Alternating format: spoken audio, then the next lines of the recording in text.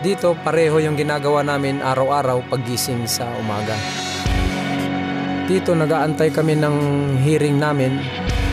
Minsan 1 buwan, minsan mas matagal pa sa 1 buwan.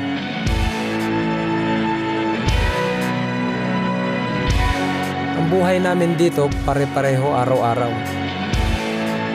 May mga oras para sa ibang bagay, kaya lang parang walang pagbabago. Pero meron kaming oras sa 1 linggo para mabago ang buhay, para maramdaman namin ang tunay na buhay.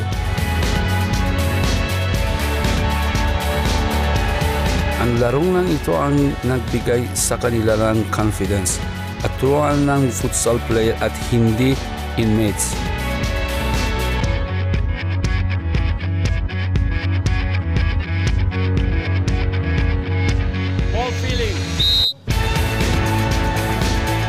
Dito karamihan sa kanila ang hindi nang narinig ng futsal ang kasali sa mga organisado palaro.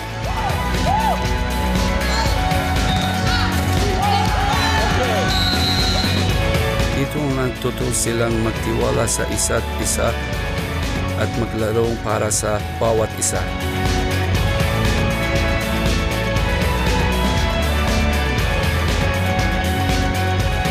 Sa pag-alis ko sa lugar na to, itong bagay na natutunan ko ay dadaling ko. Ang pagmamahal sa larong ito ay kasama ko na habang buhay.